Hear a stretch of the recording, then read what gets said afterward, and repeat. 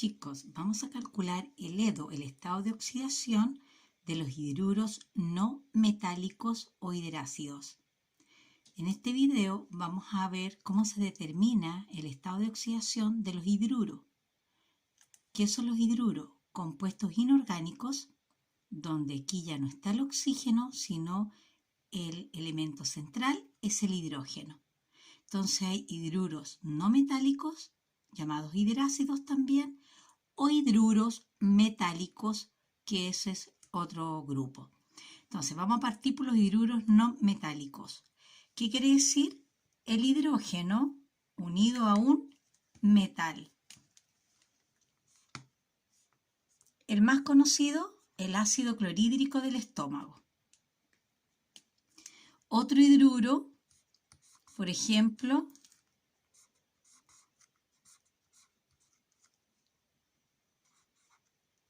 ahí tenemos NH3 y también otro hidruro que sería el sulfuro de hidrógeno. Estos hidruros, en este caso, nos damos cuenta que el hidrógeno está unido a un no metal. El hidrógeno está unido a un no metal. El hidrógeno está unido a un no metal. Y siempre tienen estas estructuras de ser binarios, o sea, estar formados por dos elementos donde uno necesariamente es el hidrógeno y el otro necesariamente es un no metal. Y como los no metales son poquitos, entonces los hidruros no metálicos también son un grupo reducido. ¿Ya? Bien, en estos casos aquí vamos a aplicar la regla que ya conocemos. ¿Cuál es la regla que conocemos? Que el hidrógeno tiene estado de oxidación más 1. Entonces, sabiendo que el hidrógeno tiene estado de oxidación más 1, ¿cuánto tendría que ser el estado de oxidación del cloro? Menos 1, para que toda la molécula me dé eléctricamente neutra. Lo mismo aquí. ¿Cuánto es el estado de oxidación del hidrógeno? Del hidrógeno es más 1. Más 1 por 3 es más 3. ¿Cuánto tiene que valer el estado de oxidación del nitrógeno para que todo me dé 0? Necesariamente tiene que valer menos 3. Este es más 3. Acá, el hidrógeno sabemos entonces que es más 1. Más 1 por 2, más 2.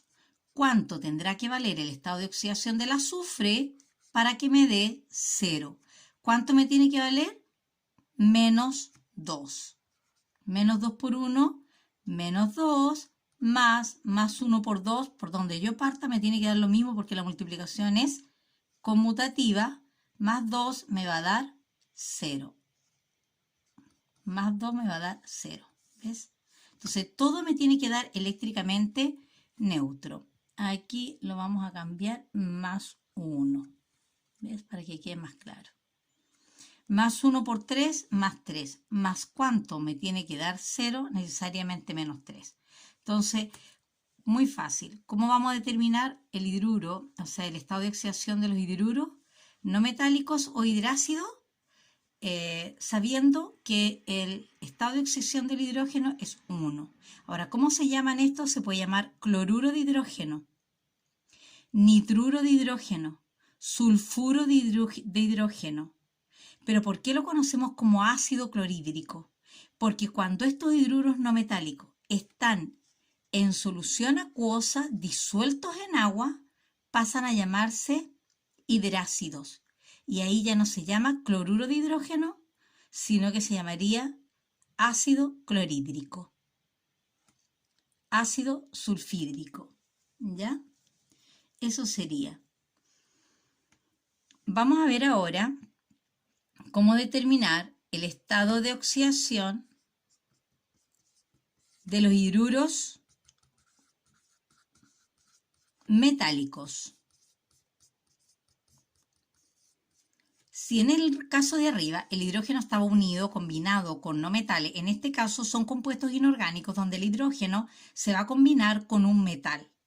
¿Ya? Entonces, Por ejemplo, podría ser hidruro de plata, podría ser hidruro de potasio, podría ser hidruro de calcio, ¿ya?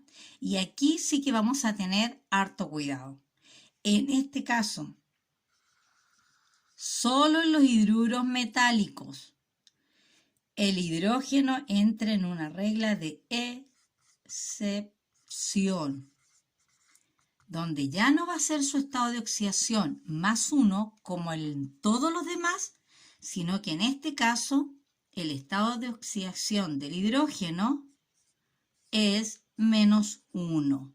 Es una regla de excepción del estado de oxidación del hidrógeno. Entonces, y ustedes se van a dar cuenta por qué. Porque claro, matemáticamente podríamos hacer perfectamente esto. Es decir, más 1 por 3, más 3. Más cuánto me da 0 y ustedes me dirían menos 3. Matemáticamente eso estaría correcto, pero químicamente no está correcto. ¿Y por qué no está correcto?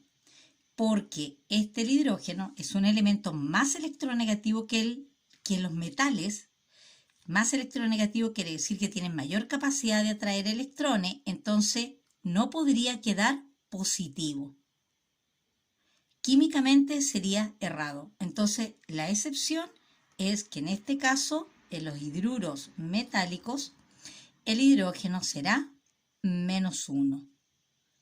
Y por lo tanto, menos 1 por 3 sería menos 3 más cuánto me da 0. La plata tendría que ser entonces más 3. Más 3. Acá también, entonces el hidrógeno, me fijo, no está frente a un no metal como los casos de la pizarra superior, sino están con un metal. Por lo tanto, es la regla de excepción del hidrógeno. La regla de excepción me dice que el hidrógeno será menos 1. Menos 1 por 1 menos 1, más cuánto me va a dar 0, más 1. Lo mismo acá, menos 1 por 2, menos 2. Más cuánto me da 0, más 2. Entonces necesariamente el calcio es más 2. Menos 1 por 2, menos 2, más cuánto me da 0, más 2. No tengo otro lápiz, no podemos salir a comprar. Bueno, ya. Estos serían entonces los hidruros metálicos y esos serían los hidruros no metálicos. Nos quedaría por ver las sales binarias y los iones poliatómicos, ¿ya? Las sales binarias, voy a borrar. Las sales binarias, 3, sales binarias. Mejor voy a borrar más. Mi pizarrita es muy pequeña ya. Sales binarias. ¿Cómo vamos a determinar el EDO de las sales binarias? ¿Ya? De las sales binarias, ¿cómo se forman las sales binarias?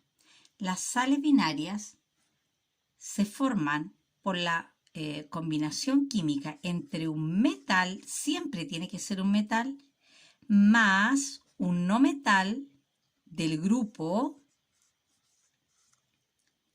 6A, o también llamados anfígenos,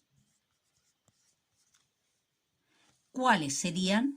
Azufre, selenio, teluro. Y para todos estos van a actuar con la valencia menos 2, siempre. Y también las sales se pueden formar entre un metal más no metales del grupo 7A, que se llamarían halógenos. ¿Y cuáles son los halógenos? Flúor, cloro, bromo, yodo. Nada más. no lo forman con otros no metales. Tienen que ser solamente estos. Entonces, vamos a ver un ejemplo, el ejemplo más común, cloruro de sodio. ¿Ya? Terminan en uro, cloruro de sodio.